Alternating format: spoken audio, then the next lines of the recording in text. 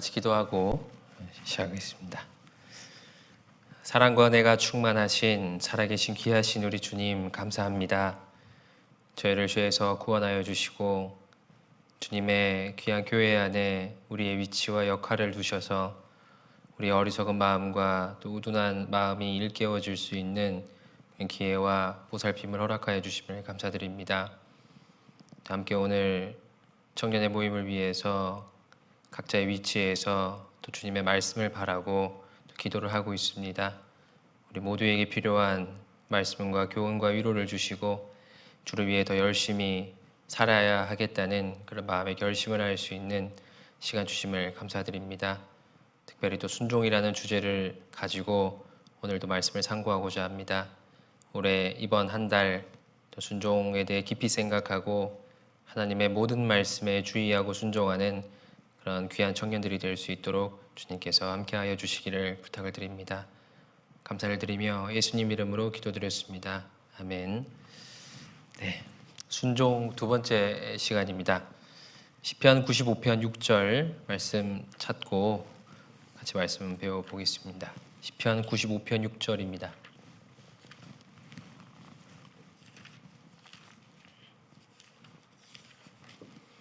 (95편) 6절 네, 함께 읽어보겠습니다. 오라 우리가 굽혀 경배하며 우리를 지으신 여호와 앞에 무릎을 꿇자. 지난주에 순종 첫 번째 시간에 드렸던 말씀을 간단하게 요약하고 난 이후에 이어서 말씀을 좀 드리겠습니다. 순종을 위해서 우리가 먼저 선행되어야 할 것, 순종하는 삶을 위해서 또 먼저 선행되어야 할 것이 무엇인가를 먼저 생각을 했습니다. 구원받지 않은 사람은 순종을 할 자격이 없죠. 그러니까 구원받지 않은 사람은 먼저 복음의 진리에 순종하는 것이 필요하다라고 말씀을 드렸습니다. 그리고 구원받은 사람은 먼저 하나님과의 올바른 관계 가운데 있어야 있는 것이 순종의 전제 조건이라고 얘기를 했습니다. 우리가 사실은 순종해야 할 것이 무엇인지를 몰라서 혹은 순종을 해야 되는지를 몰라서 순종을 못하는 경우는 없어요. 단지 순종이 어렵기 때문에 그렇습니다. 순종을 해야 될 몇 가지 이유를 설명을 드렸는데요. 첫 번째는 질서상의 이유로 우리는 순종을 해야 한다고 말씀을 드렸습니다. 하나님은 창조주고 우리는 피조물이죠. 그러니까 질서적으로 우리는 하나님의 한참 아래, 지배 아래, 지시와 명령을 따라야 하는 주인과 종의 위치에 있다는 말씀을 먼저 드렸습니다. 그래서 우리가 스스로 마음의 주인이 되거나 내 삶에서 스스로 주인이 되려고 하면 순종하는 것이 이제 어려워진다고 말씀을 드렸죠. 먼저 우리가 구원받을 때는 마음의 주님을 주인으로 앉히지만요, 구원받고 난 이후에 시간이 가면서 서서히 하나님을 그 자리에서 끌어내리고 내가 그 자리에 올라서는 경우들이 많습니다. 대부분의 의사결정을 내 마음에 드는 대로, 내가 좋아하는 대로 그렇게 할 때가 많잖아요. 그래서 그것은 내가 이미 내 삶에 스스로 주인의 행사를 하고 있다는 것이고요. 그러니까 순종이 계속해서 어려워지고 순종하는 일에 있어서 실패하는 것이 이제 되는 겁니다. 이게 더 가속화되면, 더 이렇게 더 심각해지면 나중에는 하나님이 왜 나에게 그런 요구를 하시는지도 납득이 안 되는 그런 심각한 상황까지 갈 수 있는 거예요. 그래서 우리가 하나님을 우리 주인으로 섬기는 것이 우리가 하나님의 말씀을 통해서 구원받았다는 증거잖아요. 그래서 종이 먼저고 그 다음에 일꾼 되는 겁니다. 우리가 주님을 그래서 주님이라 부르잖아요. 순종은 어려울 수 있어요. 하나님이 하시는 모든 말씀이 여러 가지 부족함을 인해서, 어려움을 인해서 순종을 하기 어려울 수 있지만요, 내가 왜 하나님 말씀을 들어야 되냐, 그런 근본적인 마음의 의문이 든다면 그것은 내가 하나님을 통해서 구원을 받은 적이 없다는 증거일 겁니다. 우리가 다른 회사의 종업원, 다른 회사의 사장님의 말을 들을 필요가 없죠. 나는 나의 회사의 상관, 사장님 그런 지시를 따라야 되지만 아무 상관없는 다른 사람의 말을 들을 이유는 없어요. 하나님 말이 꼭 그렇게 들린다면 나는 하나님의 자녀나 종이 된 적이 없다는 뜻일 겁니다. 어려울 수는 있습니다. 근데 왜 내 인생을 하나님이 이래라 저래라 합니까? 라고 마음에 좀 근본적인 의문이 들면요, 사실 철저하게 내 믿음과 하나님과의 관계를 돌아볼 필요가 있습니다. 또 한 가지 이제 두 번째 이유는 이 도의적인 부분이라고 말씀을 드렸습니다. 하나님께서 우리에게 주신 큰 은혜를 보답을 해야 되는 것이 우리의 도리죠. 도리입니다. 세상에서도 주는 것이 있으면 가는 것이 있죠. 오는 것이 있으면 가는 것이 있죠. 주거니 받거니 합니다. 적절히 받은 만큼 또 돌려주기도 해요. 우리가 하나님께 받은 것을 가치로 한번 여겨보십시오. 한번 따져보십시오. 우리 인생 전체를 하나님의 말을 잘 듣는 것으로 갚는다 하더라도 그건 아주 부족한 것이 될 겁니다. 근데 마음이 약해지면, 혹 은혜를 작게 여기면 내가 하는 것이 은혜를 받은 것보다 크다고 생각하는 황당한 생각을 할 수 있게 돼요. 구원받고 오랜 시간 동안 내가 교회에 충성했다. 내가 이것도 하고 저것도 했는데 왜 더 하라고 하냐. 그런 마음 안 드시나요? 난 이것도 하고 저것도 하고 할 수 있는 만큼 했다. 더 하라 그러면 문제되죠. 사실 우리가 그 더 해도 갚기에는 턱없이 부족합니다. 근데 우리는 어느 정도의 그 적정선을 스스로 생각하고 그만큼 하면 다 했다고 생각하는 착각을 하죠. 그걸 더 하라 그러면 꼭 안 줘도 될 것을 주는 것 같이 하나님 앞에서 마음이 인색해지는 경우들도 얼마든지 있습니다. 그리고요, 말씀을 통해서 이렇게 여러 가지 교훈과 책망을 받을 때 주로 이렇게 해야 됩니다. 저렇게 하면 안 됩니다. 라는 이제 권면의 말씀을 많이 듣잖아요. 그런데 가끔씩 그런 권면의 말씀을 힘들어하는 분들을 많이 만나 봅니다. 왜 이렇게 하라 하냐, 저렇게 하라 하냐. 왜 자꾸 이렇게 사람을 압박하고 왜 이렇게 사람을 이렇게 밀어붙이려고 하냐. 이렇게 이제 그래서 불편해하는 사람들을, 그런 반응들을 가끔 만나보는데요. 물론 이제 내가 잘 못하는데 막 하라고 하면 부담도 되고 어려울 수는 있어요. 그러나 사실 그 말이 틀리지 않잖아요. 그렇죠?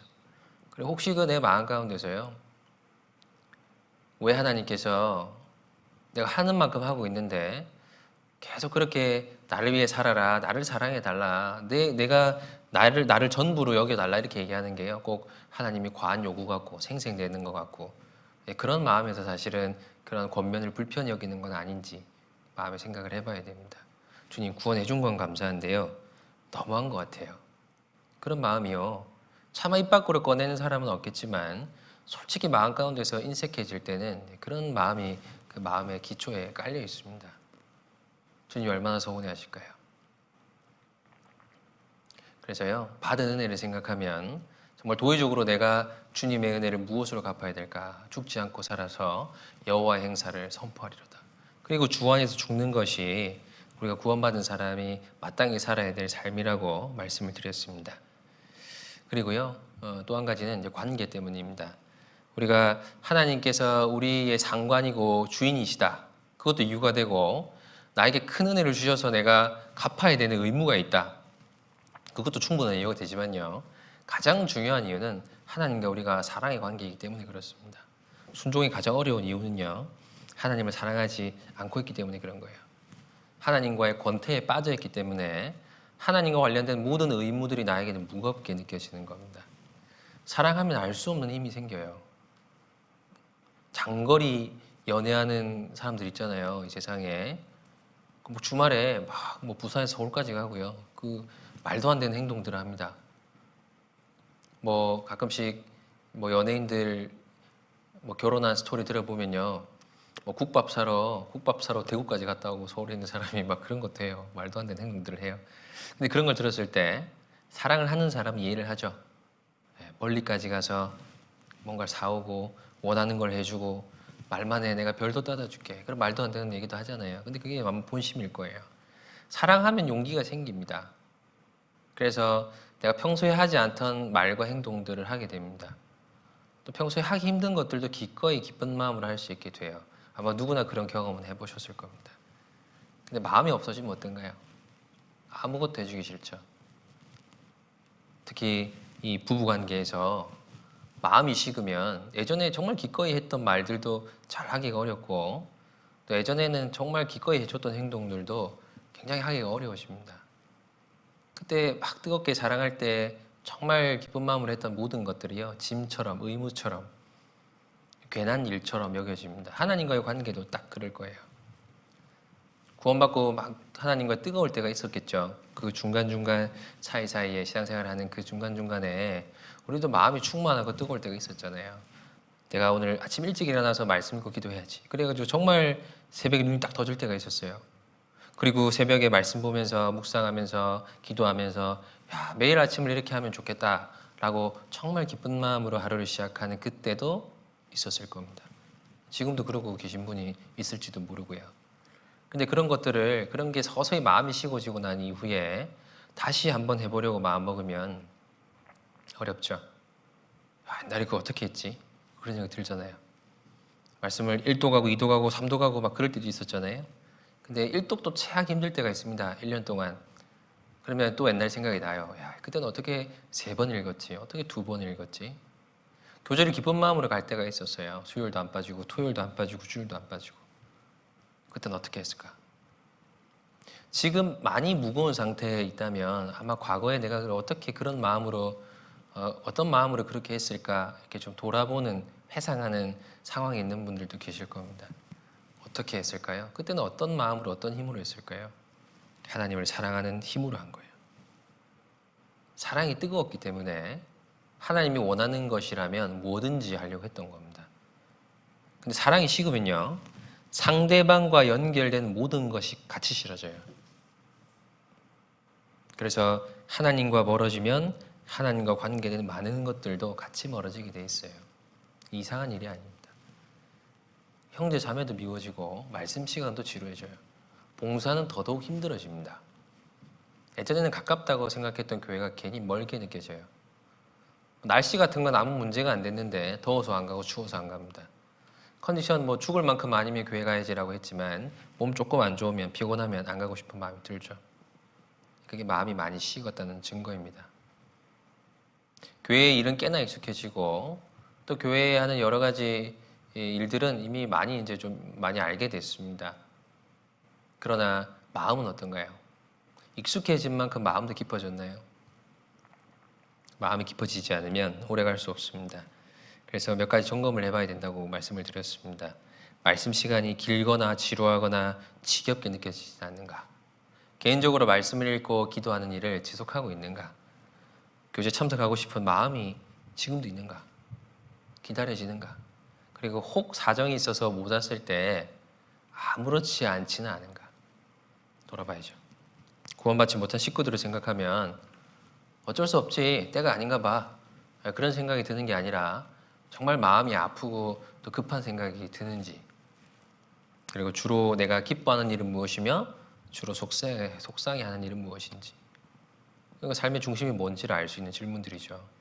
그래서 마음이 하나님으로부터 많이 멀어져 있다면 그것을 회복하는 것이 순종하는 삶을 사는 방법이에요.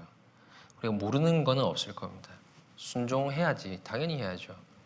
뭘 순종해야 되는지도 압니다. 왜 안 되나요? 마음이 없는 거죠. 제일 중요한 건 마음입니다. 마음이 하나님으로부터 멀어지게 만드는 모든 것을 다 경계해야 돼요. 가장 큰 건 죄입니다.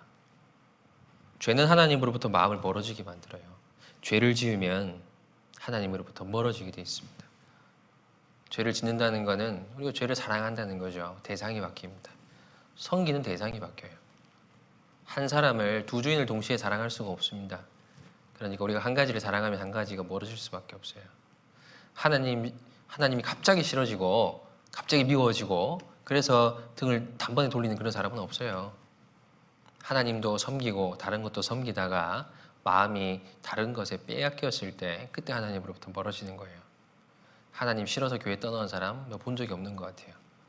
다른 게 좋아서 그래서 교회를 떠나는 거죠. 가룟 유다도 예수님 팔았잖아요. 가룟 유다가 예수님 미워했나요? 좋아했나요? 가룟 유다는 예수님 존경하고 좋아했습니다. 단지 돈을 더 좋아했을 뿐이에요.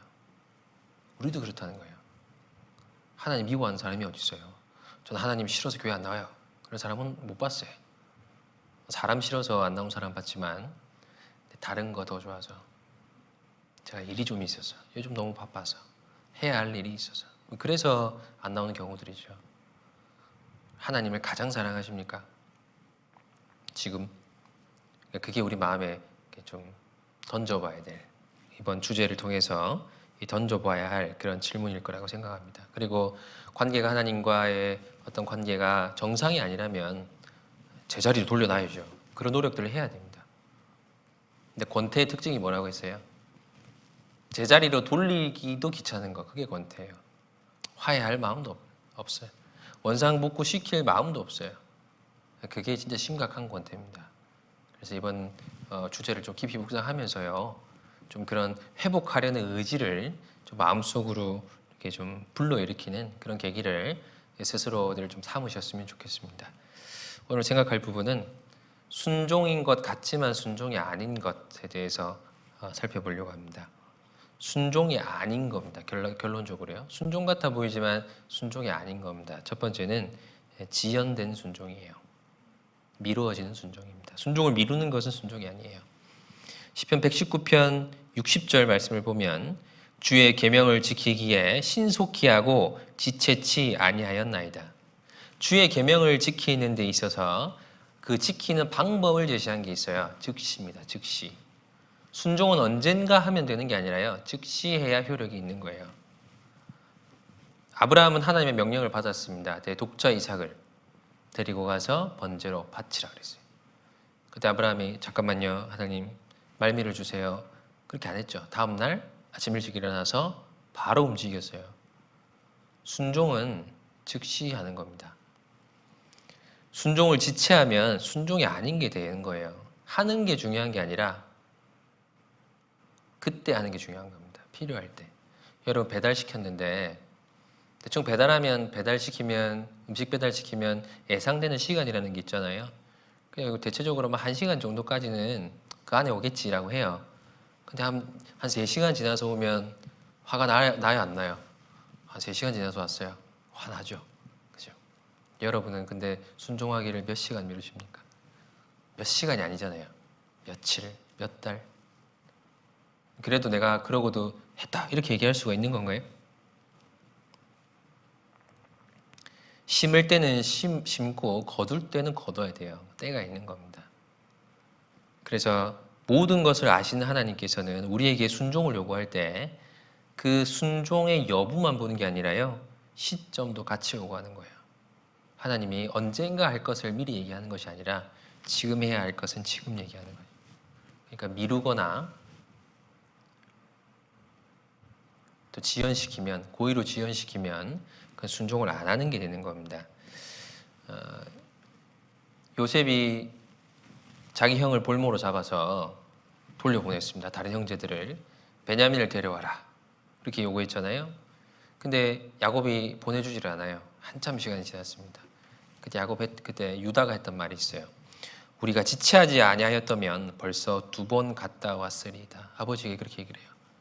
우리가 이렇게 지체 안 했으면 벌써 2번이나 왕복을 했을 시간인데 아버지 마음을 좀 바꿔주세요. 결심을 좀 해주세요. 라고 아버지에게 이해하고 자기 아들을 볼모로 내가 그 형을 못 데리고 오면 우리 아들을 그냥 어떻게 하셔요. 그래서 아버지 마음을 돌려 세우잖아요. 지체하지 않았다면 2번이나 갔다 왔을 거라고요. 여러분 우리가 지체하고 고민하고 막 재는 동안 못하는 일들이 얼마나 많아요. 기도할 때 밤에 피곤할 때 기도할까 말까 눈 감고 고민할 때 있어요, 없어요? 그 고민하는 시간에 2번은 했겠어요, 그죠? 말씀을 볼까 말까 그 고민하는 시간에 사실 벌써 읽고 끝났을 거예요. 사실 우리는 고민하다 꽤 많은 시간을 흘려보냅니다. 지연된 순종은 순종이 아닙니다. 요나는 결국은 갔죠. 요나는 결국은 갔어요. 그런데 요나는 순종을 지연시킨 거죠. 그래서 손해가 얼마나 컸습니까? 자기도 손해를 꽤 많이 봤어요. 죽을 고비를 넘겼으니까. 다른 사람에게도 큰 손해를 끼쳤어요. 그 배에 탄 사람은 무슨 손해입니까? 배가 깨지고 짐을 다 받아버렸어요. 그 멀리까지 가는 그 스페인으로 가는 배를 타고 가는 그 배에 얼마나 간만에 가는 거니까 얼마나 중요한 것들이 많이 실려 있었겠어요. 그게 다 바다에 버려졌죠. 요나 자신도 손해를 많이 보고 함께 있던 사람들도 손해를 많이 봤습니다. 우리가 순종을 지연하는 동안 보는 손해들이 많습니다. 그리고 순종을 미루는 그 원인이 사실은 문제예요. 왜 순종을 미룰까요? 마음이 없어서입니다. 사랑하는 사람이 뭔가를 바라면 당장 해주겠죠. 당장 달려가는 게 사랑한다는 표현이에요. 근데 자꾸 미루면 마음이 식었다는 증거죠. 아가서 한번 찾아보겠습니다. 아가서 5장.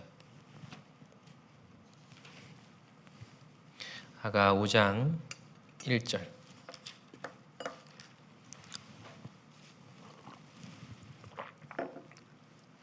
(5장 1절부터) 제가 몇 절을 읽어서 읽어드리겠습니다. 나의 누이 나의 신부야, 내가 내 동산에 들어와서 나의 모략과 향재료를 거두고 나의 꿀송이와 꿀을 먹고 내 포도주와 내 젖을 마셨으니 나의 친구들아 먹으라. 나의 살아가는 사람들아 마시고 많이 마시라. 내가 잘지라도 마음은 깨었는데 나의 사랑하는 자의 소리가 들리는구나. 문을 두드려 이르기를 나의 누이 나의 사랑 나의 비둘기 나의 완전한 자야 문 열어다고. 내 머리에는 이슬이 내 머리털에는 밤이슬이 가득하였다 하는구나. 1절은 이제 남자가 부르는 겁니다. 그리고 2절은 이 여자가 하는 말이에요. 나의 사랑하는 자의 소리가 들리는구나. 어떤 소리냐면 나의 누이 나의 사랑 나의 비둘기 나의 완전한 자야. 이게 되게 애칭이잖아요. 그러니까 그 자기를 그렇게 부르는 남자의 목소리가 밖에서 들리는 거예요. 문 밖에까지 왔습니다.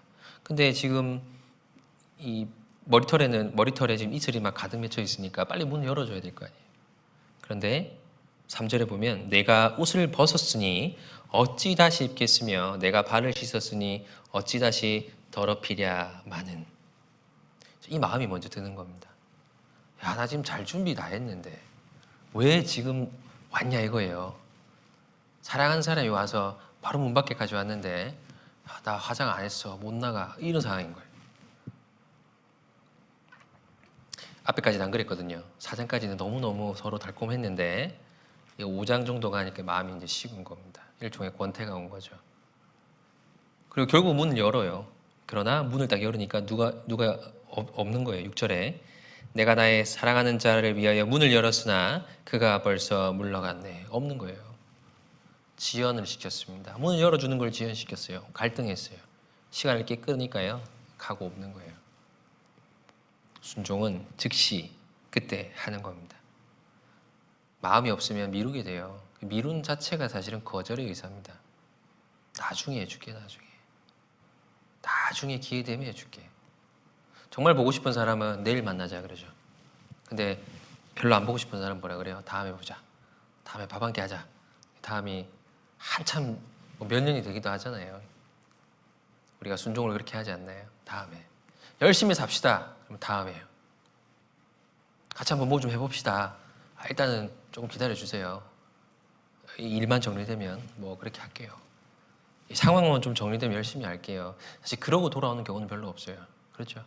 예. 그런데 그런 얘기 들으면 야 정말 돌아오겠구나 그런 기대보다는 걱정도 돼요. 미루는 거니까요.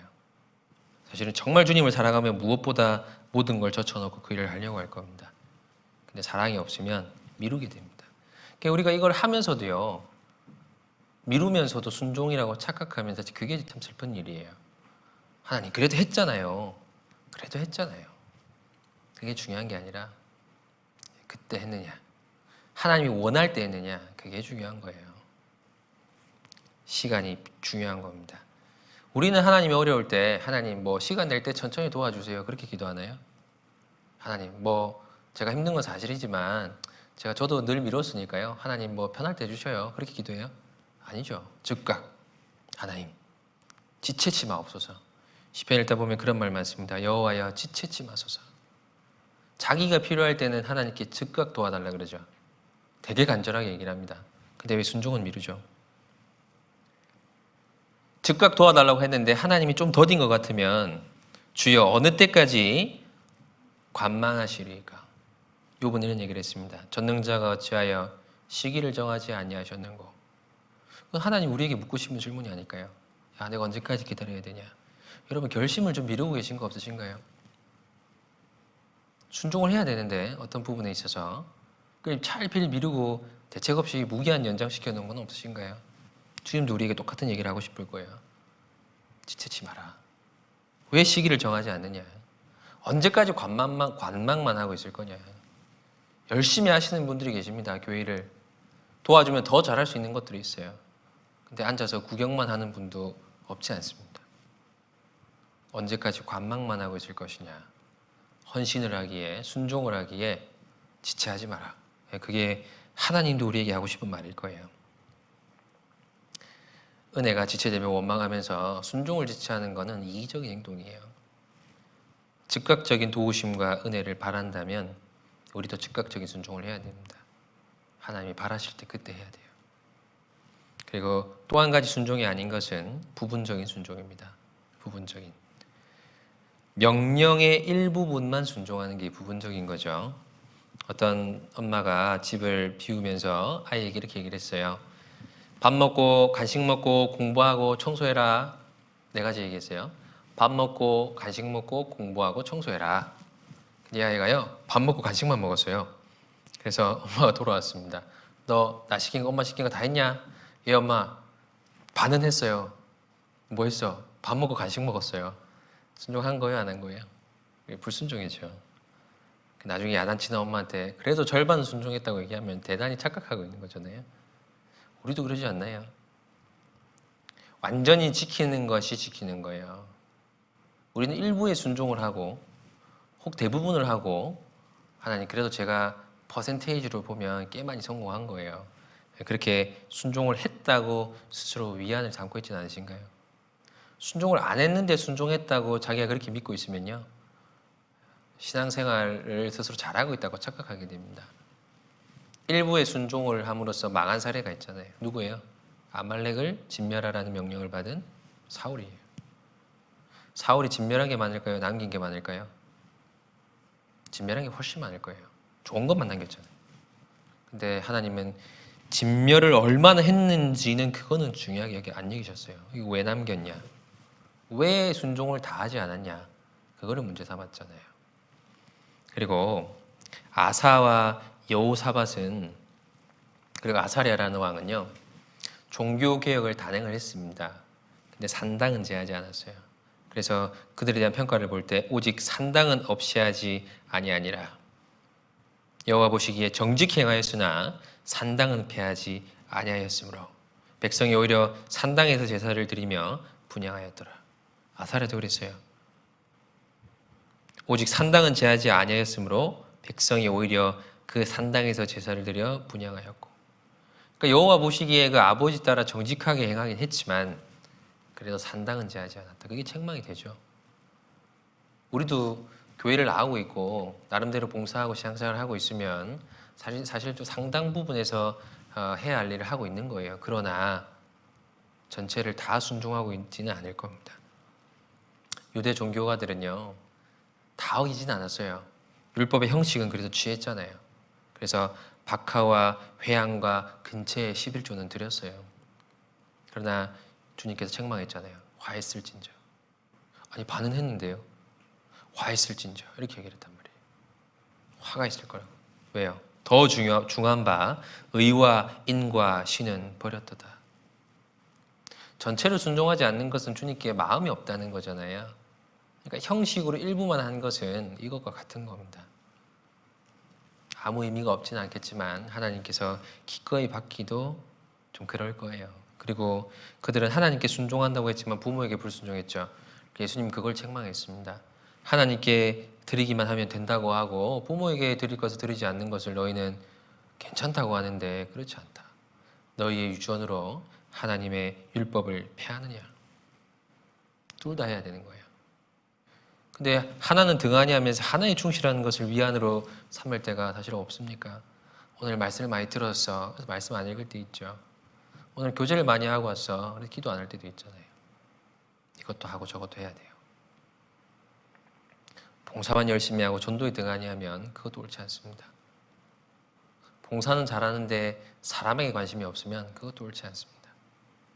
교회선 잘하는데 회사에서는 못해요. 그것도 옳지 않아요. 하나님이 원하시는 것이 무엇인가, 그 전체가 무엇인가를 보고 그 전체에 순종하는 것이 옳은 거예요. 말씀 중에는 순종하기 좋은 것도 있고 어려운 것도 있어요. 순종하기 쉬운 것도 있고 어려운 것도 있습니다. 근데 하기 쉬운 건 순종하고 하기 어려운 건 불순종하는 것은 그것은 부분적인 순종에 해당하는 거예요. 쉬지 말고 기도하라. 모든 일에 기도하라. 그렇게 했는데 적당히 하는 것은 부분적으로 하는 거죠. 라오디게아 성도들처럼 미지근하게 사는 것도 부분적으로 하는 겁니다. 구색은 갖추고 있는데 마음의 뜨거움이 전혀 없다. 그것도 부분적으로 하는 거죠. 천국 가는 건 좋은데 천국 가는 건 좋은데 교제 나오는 건 싫고 전도하는 건 싫고 수련회 가는 것도 싫고 헌금은 아깝고 이게 부분적인 거죠. 천국 가는 게 취소된다고 하면 지금처럼 할까요? 그러지 않을 거예요. 사실 우리는 우리가 받은 구원을 너무 불순종을 정당화하는 불순종의 위안을 삼고 있지는 않은가를 좀 생각해 봐야 됩니다. 보통 제도권의 교회에서 우리 교회를 이단이라고 하잖아요. 주로 이단이라고 하는 그 주된 이유가 뭔지 아세요? 구원받고 나서 아무렇게나 산다 이거예요. 그래도 괜찮다고 한다. 물론 우리는 그렇게 대놓고 얘기를 하지 않습니다. 그리고 물론 그렇게 가르치는 사람도 아무도 없어요. 근데 그런 사례는 있습니다. 그래, 천국 가니까. 적당히 해도 천국 가니까. 도무지 그 행위를 통해서 마음을 읽을 수가 없어요. 그러면서 마음은 있답니다. 그래서 천국은 간대요. 그러니까 열심히 해서 천국 가려고 하는 사람들. 뭔가 자기의 행위를 통해서 구원을 이미 받은 구원의 진정성을 보여주려고 애쓰는 사람들이 봤을 때는 도무지 아닌 거죠. 그들의 비난이 틀렸다고 할 수 있습니까? 그렇지 않아요. 천국 가는 거에 대해서는 감사하게 여긴다면 그러니까 나머지 부분들에 있어서도 순종해야 돼요. 그래서 주님이 우리의 일부를 받은 적이 없잖아요. 우리는 왜 일부를 순종하려고 합니까? 주님 우리의 전부를 받았어요. 우리 죄 전체를 해결했잖아요.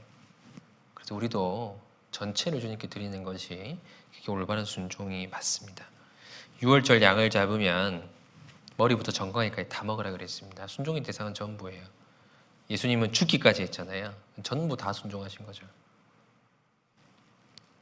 우리는 우리를 위해서 모든 것을 주신 주님을 위해서 우리의 모든 것을 바칠 요구를 주님으로부터 받았습니다. 신명기 6장 5절 한번 보겠습니다. 신명기 6장 5절.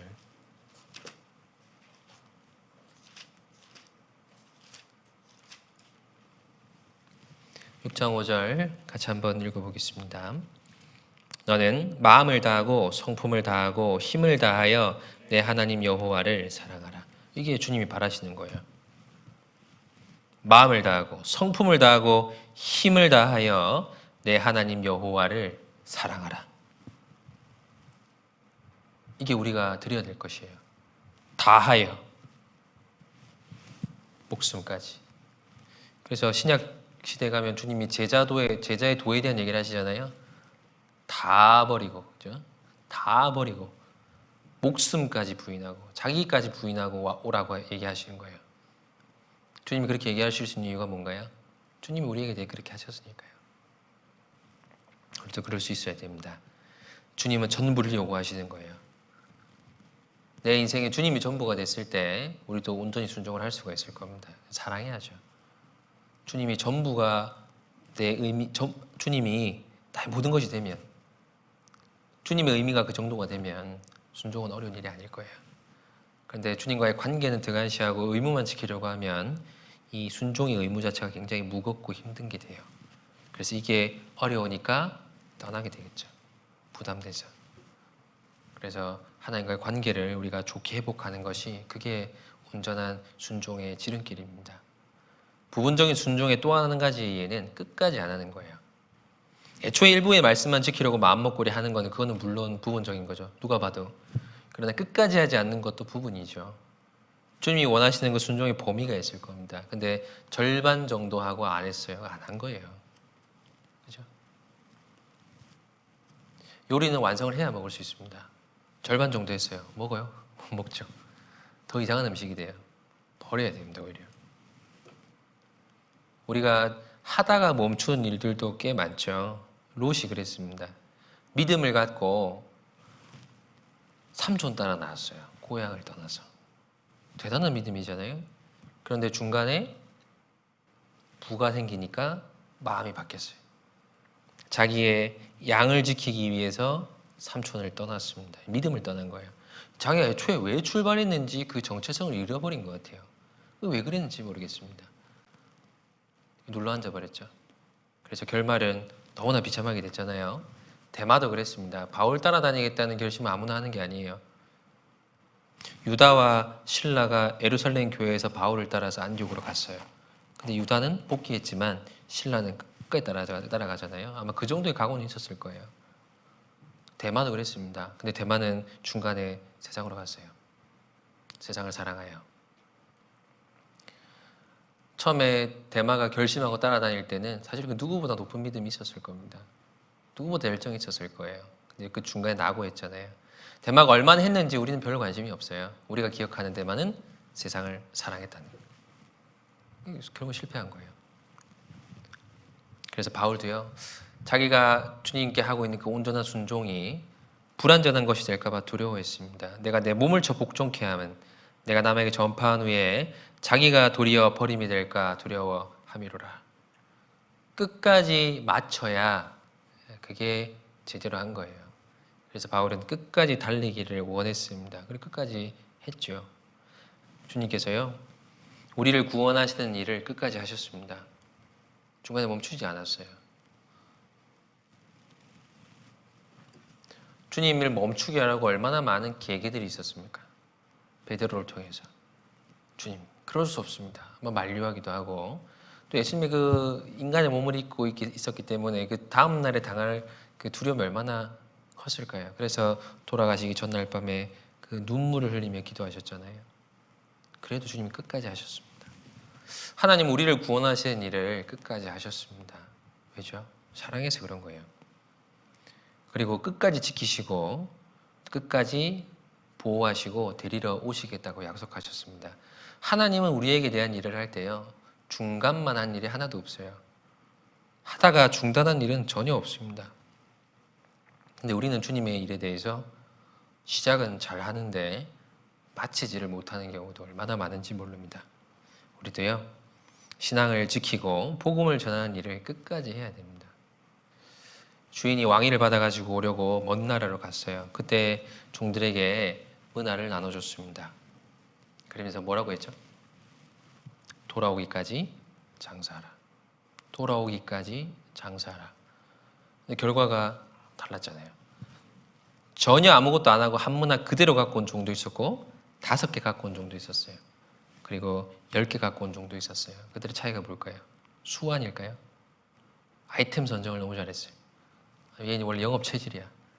그래서 10배를 남겼을까요? 핵심은 돌아오기까지 한 거예요. 근데 언제 돌아오겠다라는 얘기를 아마 안 한 것 같습니다.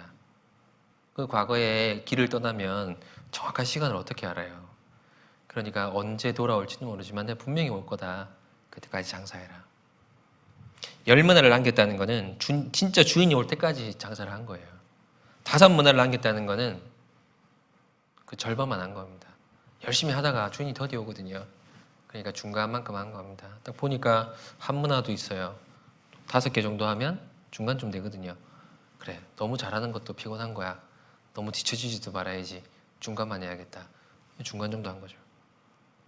칭찬 받았나요? 칭찬을 못 받았잖아요. 우리도요, 적당히 하는 것들이 얼마나 많은지 모릅니다. 문화를 남기는 거는 사실 복음을 전하는 거예요. 주님 올 때까지 복음 전하고 주님 올 때까지 순종하고 주님 오실 때까지 충성해야 그게 온전하게 되는 거예요. 하다가 사정이 있어 멈추고 마음이 안 좋아서 멈추고 이래서 멈추고 저래서 멈추고 쉬었다 가고 언제 다 할 수 있겠어요? 우리는 울면서 씨를 뿌리는 거예요. 풍세가 좋지 못해도 파종하는 겁니다. 언제 거둘 수 있을지 언제 자랄지 우리는 알 수 없어요. 시기와 우연은 주님께 있습니다. 모든 건 주님께 맡기고 나는 순종할 의무를 다하는 것이 그게 내가 할 일이에요. 주님 오시는 날까지 우리는 그걸 멈춰서는 안 됩니다. 디모데후서 4장 7절 디모데후서 4장 7절 8절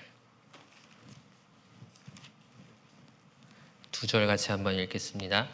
내가 선한 싸움을 싸우고 나의 달려갈 길을 마치고 믿음을 지켰으니 이제 후로는 나를 위하여 의의 면류관이 예비되었으므로 주 곧 의로우신 재판장이 그날에 내게 주실 것이니 내게만 아니라 주의 나타나심을 사모하는 모든 자에게니라. 선한 싸움을 싸우고 달려갈 길을 마쳤다. 믿음을 지켰다. 바울은 완주했어요. 마지막에 목이 잘리는 거였어요. 그러니까 실제로 숨이 딱 걷어지는 그 순간까지 바울은 완주를 했어요. 정말 그랬으면 좋겠습니다. 우리가 뭐 경기할 때 이기고 있으면 그 종료 시간까지 그걸 지키고 싶은 마음이 있잖아요. 그래서 막 아슬아슬하게 한 점 차로 이기고 있으면 굉장히 그 스코어를 지켜서 끝까지 이겨보려고 애를 써요. 신앙생활도 아마 그런 거라고 생각합니다. 현재 내가 하나님 앞에 충성되게 살고 있다면 뒤처지지 않으려고, 마음이 뒤로 물러나지 않으려고 애를 많이 써야 됩니다.